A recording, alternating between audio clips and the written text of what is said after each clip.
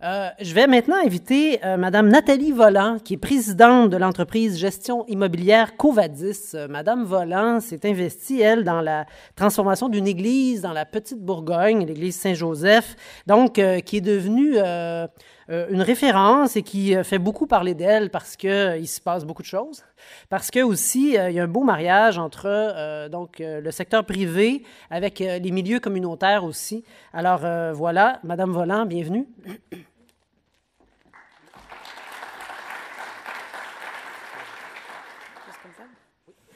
Bonjour, c'est vraiment un grand plaisir d'être avec vous aujourd'hui. Et vraiment, c'est très impressionnant, c'est quoi que vous êtes en train de faire. Alors, de vous suivre, ça va être difficile. Pour nous, on a une compagnie d'immobilier ici à Montréal. J'étais un travailleur social il y a 22 ans.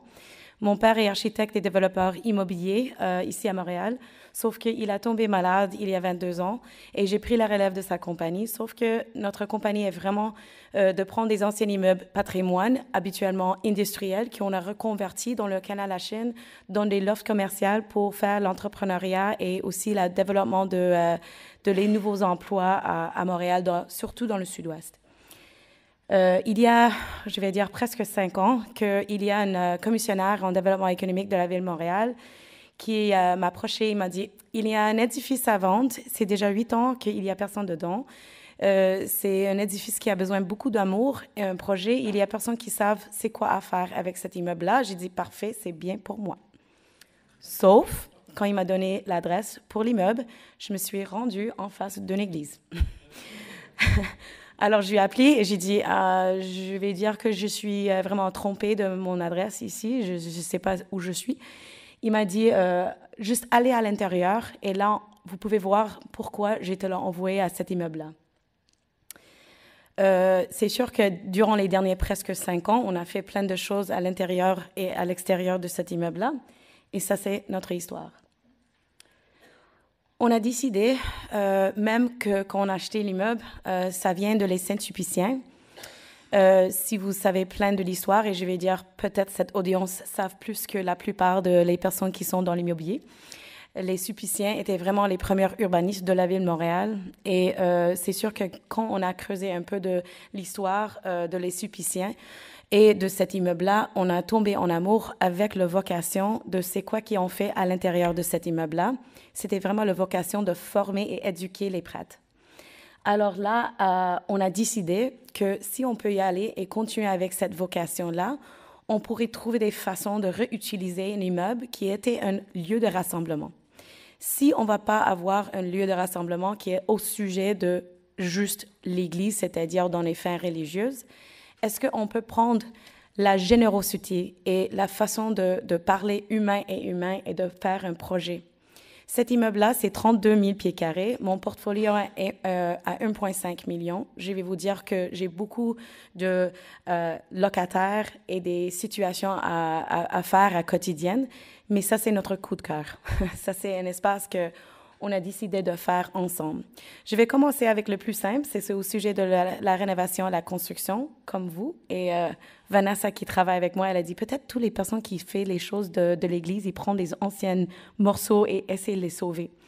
Une des choses qu'on voulait faire, c'est qu'on ne voulait jamais faire la démolition de les murs extérieurs. Et la plupart des personnes à Montréal qui en avaient des exemples, on va dire, avant que vous, parce que c'est vraiment très cool, ils ont gardé juste la façade de l'immeuble et après ça, ils ont fait des condos. Alors, on a décidé, on veut pas ça. Et si vous êtes au courant de la Petite Bourgogne, c'est vraiment un quartier défavorisé et on a besoin de travailler avec notre quartier au lieu de les oublier et faire juste le profit. Alors, dès qu'on a commencé, et je vais expliquer un peu c'est quoi on fait à l'intérieur, mais juste pour la construction, on a décidé de sauver tout.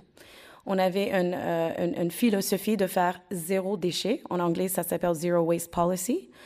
Alors, on a essayé de regarder comment on peut réutiliser tout. Aussi, les bancs, on a soit les donné, on a trouvé des autres vocations pour. Alors, il n'y avait aucun banc qui a mis à la poubelle. Même les bancs qui étaient comme avec des dommages et tout ça, on a utilisé pour les restes de rénovation à l'intérieur. On a travaillé avec les Sulpiciens pour les enlever tous les objets religieux, pour que là, c'est maintenant ouvert à toutes les religions et à toutes les personnes de Montréal. C'était très difficile pour nous de le rendre l'immeuble à code. C'était un grand défi pour nous aussi. Et on voulait avoir que cet immeuble-là est accessible. Et une des plus drôles histoires était que les salles de bain n'existent pas dans cet immeuble-là. Ça s'apprend. Je savais pas, mais peut-être je suis dans une audience que tout le monde sait. Il n'y a pas des salles de bain dans les églises habituellement. Alors, c'est sûr que pour maintenant se rendre aux normes du Régie du bâtiment et tout ça, il y avait des surprises qu'on a trouvées à quotidienne. Une des photos au milieu, c'était vraiment de refaire les escaliers au code et de faire un ascenseur à l'intérieur pour accessibilité handicapée. Mais c'est quoi on a fait à l'intérieur? Alors, dans le presbytère, au premier premier étage, on a trouvé John, qui est notre restaurateur, de faire un resto qui s'appelle Candide. Et le resto, c'est tout avec les produits montréalais, c'est-à-dire tout est fait à Montréal. Les repas, les fruits, les légumes et tout ça à l'intérieur de cet restaurant, c'est vraiment tout local. C'est quoi qui est intéressant? C'est que vous voyez les tables, ça c'est vraiment le bois qu'on a pris des bancs. Alors là, vous voyez peut-être un peu le côté du marbre. Ça, c'est tout le marbre qui était pris de l'édifice en haut. C'est vraiment John Winter Russell qui a gagné plein des concours et tout ça, qui voulait redonner à la communauté un sens d'être fier d'être montréalais. On n'a aucune subvention, l'argent gouvernemental. On a décidé de ne pas être une OBNL. Pourquoi? On voulait prouver que le business peut faire quelque chose de bon pour la communauté. Alors, on n'avait aucune subvention gouvernementale parce qu'on ne voulait pas être en concours, No, that's not the right word. En compétition avec des OBNL parce qu'eux, ils font plein de bon travail et on voulait les supporter au lieu de faire la concours. That's not even the right word. Je m'excuse, je suis un peu fatiguée, je viens de rentrer de la ville. Alors, c'est quoi qu'on a fait pour garder cette belle ouverture des grands plafonds très hauts et tout ça? On a décidé de le louer à un espace événementiel, mais avec la vocation d'être très respectueux de la communauté. Alors, vous voyez, il y a plein de différents événements à l'intérieur qu'on fait, aussi pour la communauté de start-up aussi, on fait plein pour employabilité.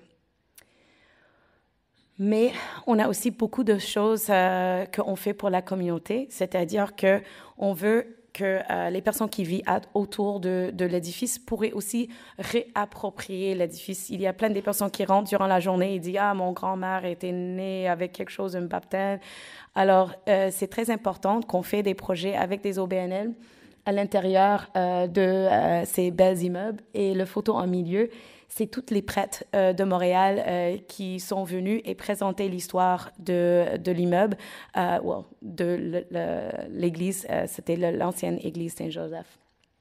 Et on fait plein de yoga, plein de choses très intéressantes parce qu'on voulait démystifier c'est quoi qu'on pourrait faire dans ces belles immeubles-là.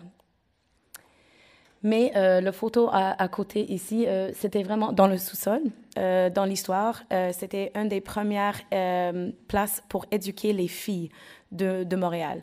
Alors là, les prêtres de Saint-Sulpice étaient très, très intéressés qu'on va continuer la vocation d'éducation dans notre immeuble.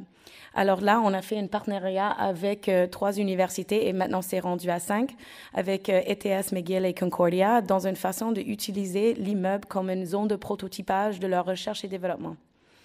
Alors, c'était très important pour nous d'avoir cette vocation. Au sous-sol, qui n'est pas vraiment un sous-sol parce qu'on a des très belles fenêtres, on a décidé de créer un lab de co-création.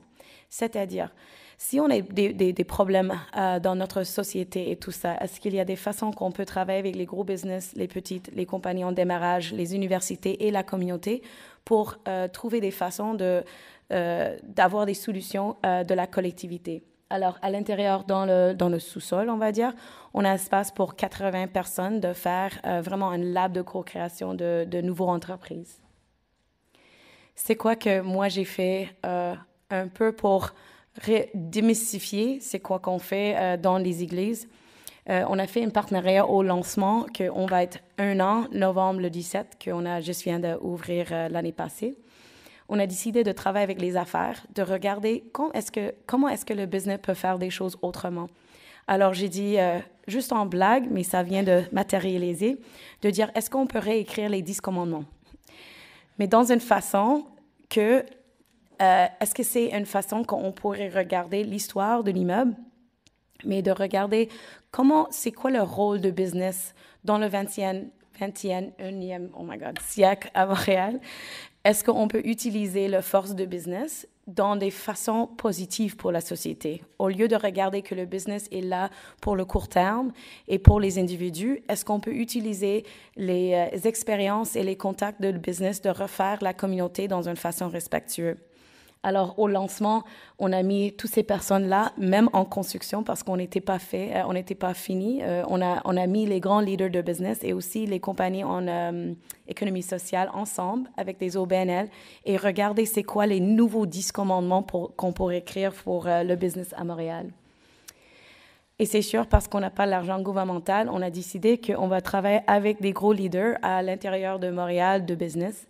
Alors, on a des compagnies comme des comptables, des Vidéotron pour l'Internet et le FTQ au sujet d'un lab d'innovation qu'on fait avec le quartier d'innovation, qui est une façon d'utiliser le business et aussi les universités ensemble pour recréer notre ville à Montréal. Mais c'est quoi qui est intéressant? C'est maintenant les business ne veulent pas juste donner l'argent. Ils veulent donner une opportunité à leurs employés de redonner à la communauté. Alors, cette année, on a fait le Richter Day. C'est une boîte de comptabilité quand même assez connue autour du Canada. Ils ont fermé leur bureau avec 350 personnes. Ils sont venus dans le Petite-Bourgogne, qui est un quartier défavorisé, avec 12 OBNL du quartier. Et ils ont peinturé, ils ont nettoyé. Ils ont fait plein de choses à l'intérieur de le quartier de la Petite-Bourgogne, dans la même façon que les églises font beaucoup, c'est-à-dire avec la communauté autour de les églises. C'était vraiment une vocation que tout le monde s'entraide. Alors, est-ce qu'on peut utiliser le business de continuer avec ces opportunités de bénévoles? Oui, c'est très compliqué. Alors, on a commencé de travailler avec l'Université Harvard une opportunité de regarder est-ce qu'on peut recréer comment l'immobilier est fait, pas juste à Montréal, mais autour du monde. Est-ce qu'on peut utiliser les briques, c'est-à-dire l'histoire de nos édifices, dans une façon de reconstruire notre société en avance? Alors là, au lieu de faire vraiment les projets immobiliers avec le profit seulement, est-ce qu'on peut regarder les idées avec les autres parties prenantes qui sont différentes que juste les personnes qui sont les actionnaires de l'immeuble?